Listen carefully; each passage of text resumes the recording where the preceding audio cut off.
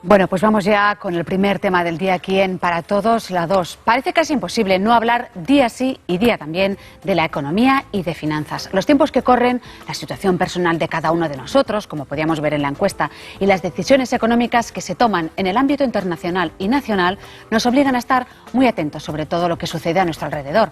Ahora, si yo les pregunto quiénes son actualmente los amos del mundo, igual no sabrán darme nombres, pero seguro que pensarán en personas o en instituciones del sector económico. Pues bien, eso mismo se plantea a nuestros invitados. Ellos son Vicenç Navarro, que es catedrático de Ciencias Políticas en la Universidad Pompeu Fabra. ¿Qué tal? Buenas tardes, bienvenido al programa. Buenas tardes.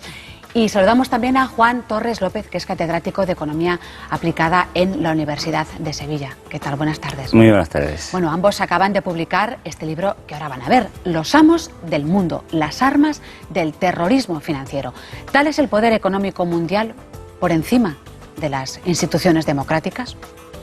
Total, o sea que en ese aspecto hoy una de las cosas que es más preocupante es que grupos financieros que representan un porcentaje de la ciudadanía sumamente minoritario están controlando el poder político, o sea que están cuestionando la propia naturaleza de la democracia. Hoy se están tomando decisiones que no estaban en el programa electoral de los partidos gobernantes, el caso de España, los recortes, porque detrás de ello hay una orden de capital financiero a través de un instrumento como es el Banco Central Europeo que impone a los estados el recortar los salarios, las pensiones, desmontar el estado de bienestar y que lo hacen partidos que fueron elegidos sin ese mandato, o sea, no estaba en su programa electoral, violando cualquier concepto de democracia. Esos grupos económicos que gobiernan, ¿hasta qué punto son los amos del mundo? ¿Son, podríamos decir, terroristas, como dicen ustedes? Creemos que son terroristas porque matan, porque por su culpa mueren muchos millones de personas. Es terrorismo financiero, por ejemplo, con tal de ganar más dinero, especular en los mercados alimentarios, provocar subidas de precios para ganar con esas subidas y hacer que la mitad de la humanidad no pueda alimentarse adecuadamente con el cereal, con el arroz. Eso es terrorismo financiero. Es terrorismo financiero matar a la gente mayor, por ejemplo, en Grecia o en Portugal, donde la tasa de mortalidad ha subido porque las corporaciones privadas quieren hacer negocio con la sanidad que antes era sanidad pública, o con el transporte que antes era transporte público y ahora es transporte privado, y que impide que personas mayores puedan ir a hospitales, ambulatorios o que incluso puedan desplazarse a centros de salud, y eso da lugar a que la gente muera. En Portugal ha aumentado la tasa de mortalidad desde que se vienen aplicando políticas de recorte un 20%, y seguramente eso va a pasar también en España si se aplican estas políticas como se vienen aplicando. Eso es matar a la gente, el dinero mata, y por eso hay que hablar de terrorismo financiero, y por eso la comunidad internacional creemos que se tendría que plantear el reconocimiento de un delito, el delito económico contra la humanidad, el crimen económico contra la humanidad. ¿Quién les dejaría hacer eso, no? Aunque por mucho que se pida, ¿no? Esas mismas instituciones estarían en contra, quizás, ¿no? Claro, naturalmente, pero es que tiene que romperse con esa ligazón entre poder financiero, que estamos hablando de la banca, y poder político. O sea, en ese momento esa excesiva influencia que estos grupos tienen sobre el poder político está viciando el propio concepto de democracia. Y puede cambiarse, o sea que en ese aspecto la agitación social juega un papel clave. Cuando la gente sale a la calle puede tener un impacto. Y lo vimos aquí el 11 de septiembre, salió 1,5 millones y a partir de entonces todo el debate en España ha sido sobre este centro. Pues lo mismo en situaciones anteriores. Los recortes están afectando la calidad de vida de la ciudadanía. Fíjese que aquí en Barcelona la tasa de suicidio ha aumentado un 30%.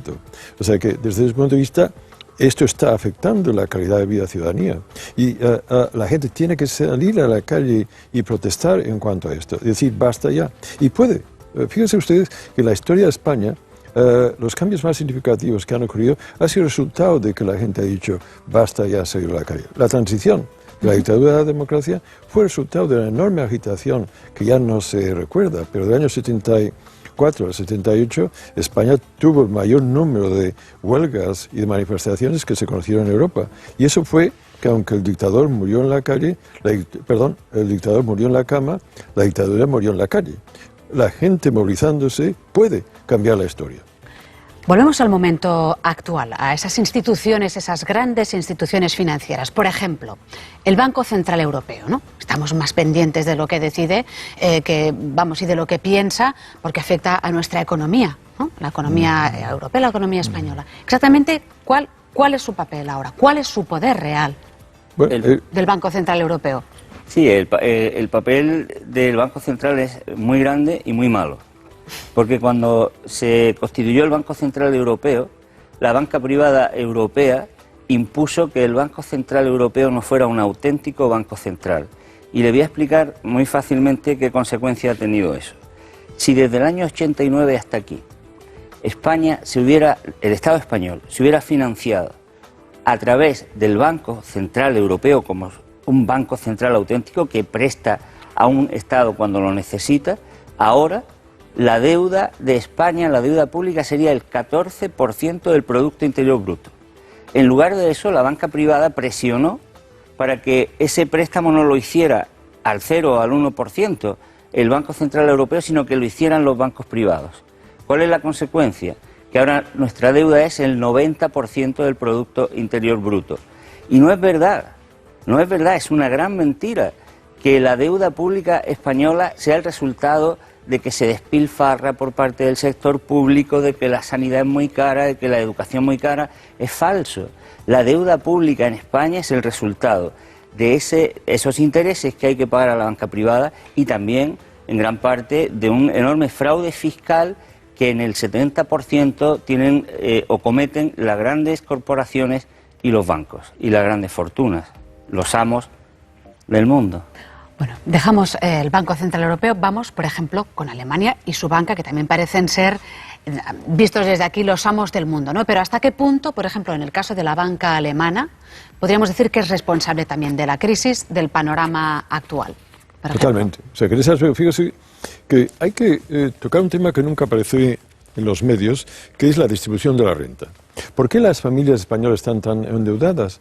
Pues porque su capacidad adquisitiva ha ido bajando desde ya hace bastantes años. Las rentas del trabajo han ido descendiendo con porcentaje de la renta nacional. Las rentas del capital han ido aumentando. Y esto implica que hay un problema de demanda. Y por otra parte, esa concentración de las rentas, muy acentuado, de aquellos individuos que derivan sus ingresos de las rentas del capital, han tenido una enorme concentración. ¿Y dónde invierte ese gran dinero? No en producir bicicletas cuando no hay suficiente demanda de bicicletas debido al problema de la disminución de la capacidad adquisitiva de las clases populares, sino en aquellos lugares donde la rentabilidad de aquella inversión es más elevada, en la actividad especulativa. Las inmobiliarias, por ejemplo. Entonces, esa ha sido la gran golosina, el hecho de que la gente tenga que endeudarse o que las medianas y pequeñas empresas tengan que endeudarse. Las grandes empresas ya tienen suficiente dinero y no necesitan endeudarse, pero es la pequeña y mediana empresa que produce la mayor parte de empleo. Entonces, esa situación de golosina del capital fue también para la banca alemana. La burbuja inmobiliaria de este país estuvo financiada en gran parte por la banca alemana. Fíjese usted que la banca alemana tiene depositado en este país, en deuda privada y pública, 200.000 millones de euros. Cuando la señora Merkel criticaba a las autoridades públicas de este país con razón, de que habían permitido esa situación, también tenía que haber hecho una autocrítica porque la banca alemana fue la que alimentó esa especulación bancaria de este país, ¿se da cuenta? Y el Bundesbank es el portavoz de la banca alemana y el Bundesbank tiene una enorme influencia en el Banco Central Europeo, que no es un banco central. Ahí hay que...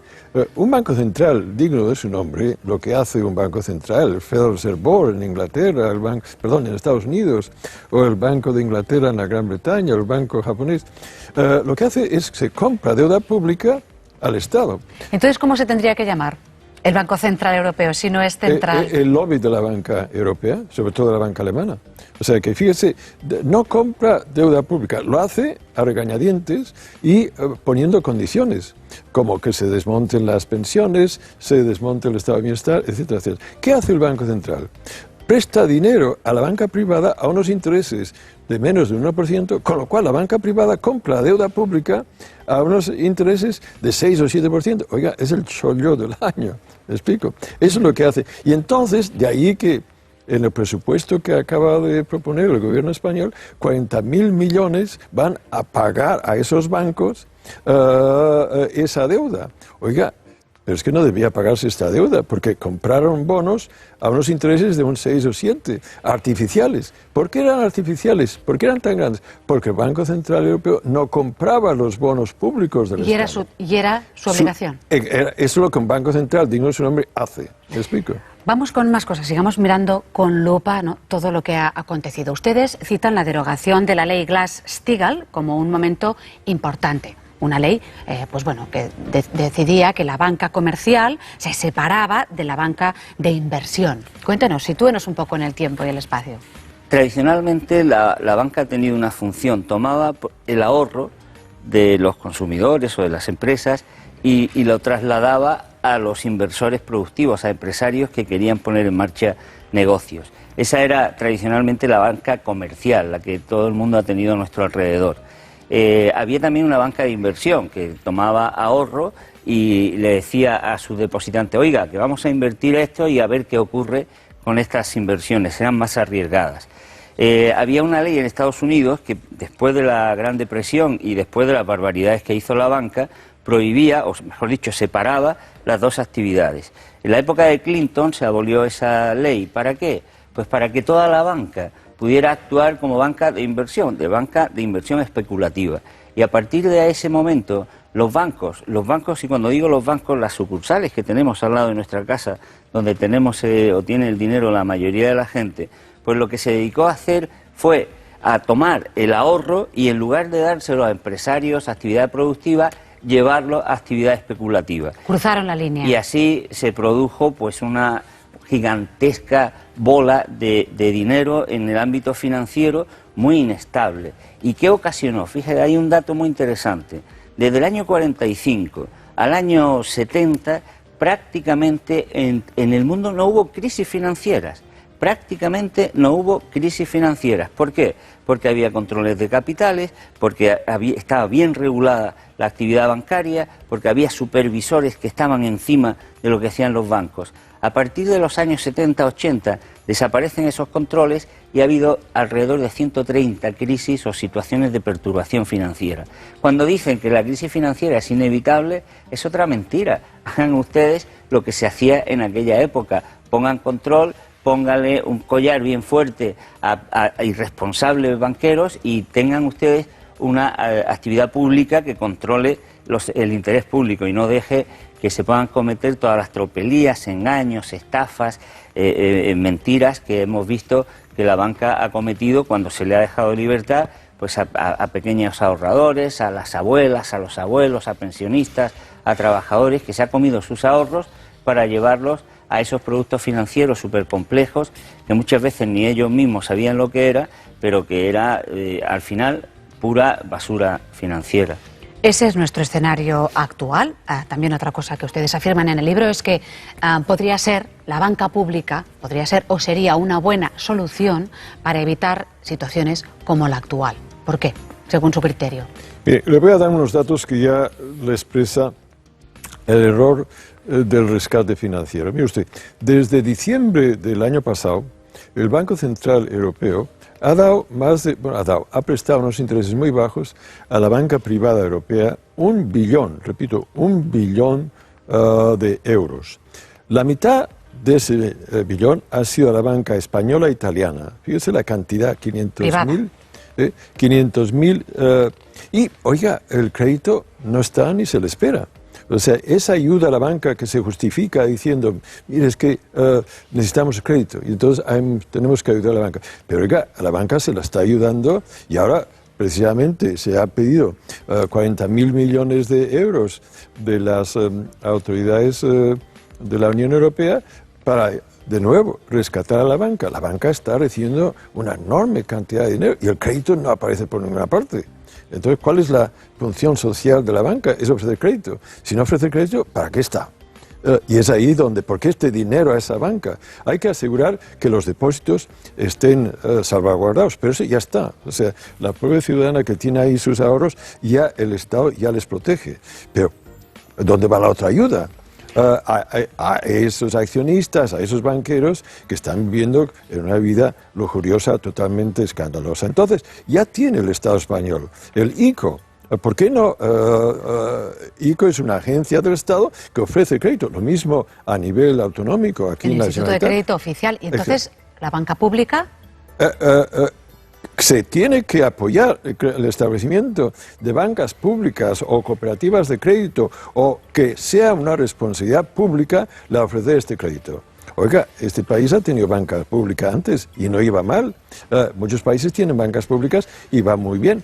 O sea que en ese aspecto no puede ser que debido a la enorme influencia de la banca sobre el poder político se esté ayudando tanto a costa de tantas veces. Nunca antes en la historia de este país se había dado tanto dinero a tan pocos a costa de tantos este país.